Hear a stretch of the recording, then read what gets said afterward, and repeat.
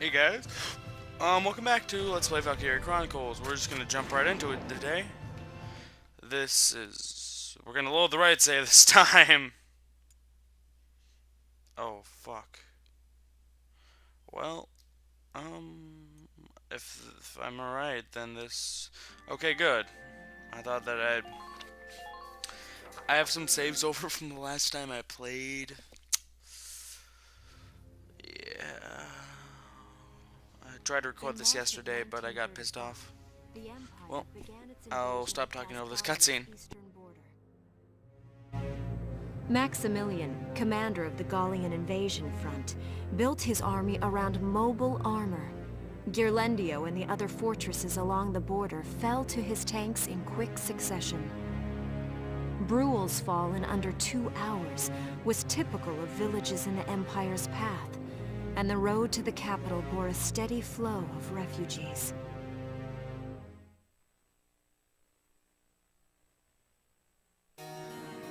Randgries, Gallia's capital, a town secure and stable since ancient times.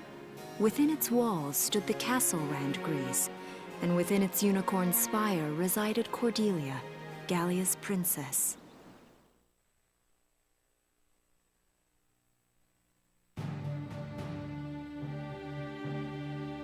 Supporting Gallia's policy of neutrality was a system of universal conscription. Under it, all schools required military training each year. In the event of a war, citizens were then drafted into the militia to defend their country. As the conflict with the East grew worse, both Welkin and Alicia found themselves no exceptions to that fate.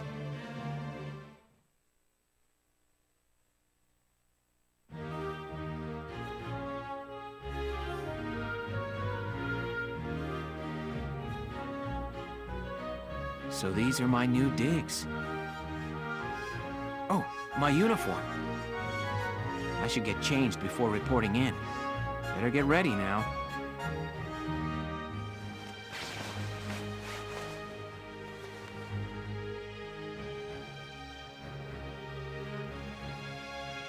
Flares, binoculars, a compass, and a map. Everything you need for a nice hike. Or combat. Welkin? Can I come in? Sure, it's open. Oh, you're already changed too. Let's see. Not bad, not bad. You look good, actually. So, how about me? Do I look all right in this? Convincing? Let's take a look. Yeah, you look fine. You wear it like a pro. Really? You're not just saying that? Of course not. You look tough. I like it. Oh, good. I was worried it looked kind of silly. No way. That plating on the back, it's like a coleopterid exoskeleton. Beetle-tastic. Colio what? And did you just say beetle? Welkin? What kind of girl wants to hear that she looks like a bug? Huh? Not just any bug. A rhinoceros beetle. King of the insects. Who wouldn't want that? Huh. I guess I'll just try to take that as a very Welkin sort of compliment. Tell me about that scarf. You've been wearing it since I met you. Oh, this? It's part of my uniform from the bakery. Is that right? I don't want to forget the time I spent busting my buns baking. I plan to keep wearing it until I can get back to manning the ovens again. That's great. Once you do, I'll be first in line to get some of that bread. Is that a promise? Well, I'll be sure to have plenty of it ready and waiting for you. Absolutely. Hey.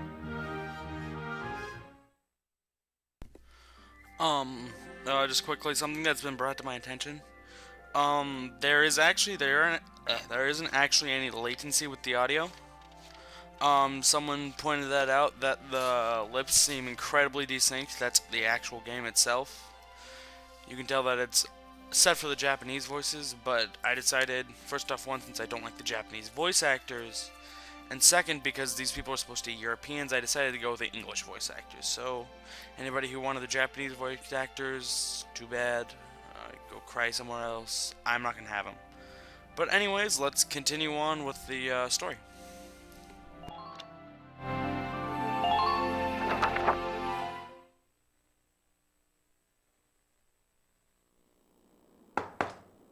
Come in. Excuse me, ma'am.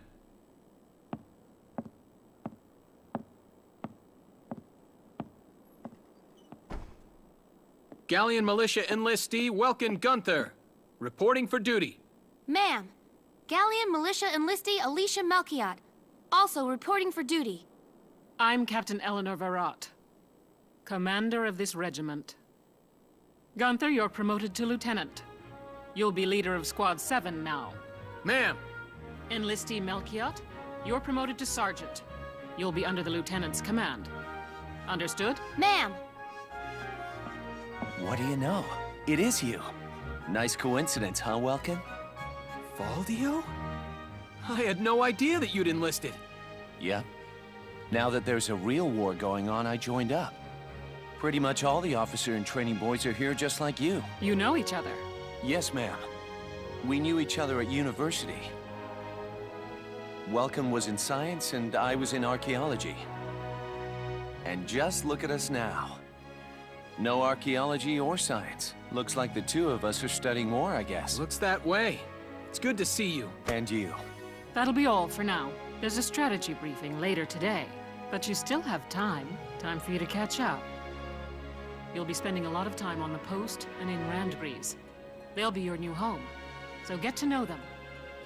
That'll be all. Report back in time for the briefing.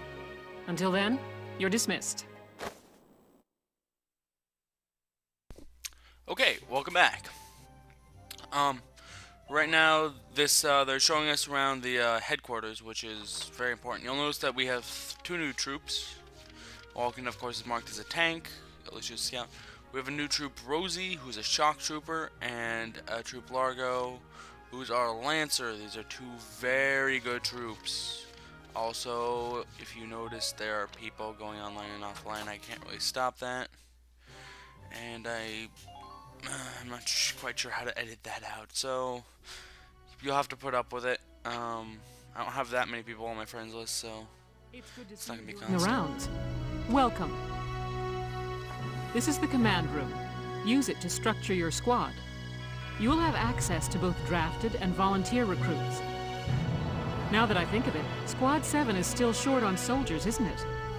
I'll explain how this works. This is the master list.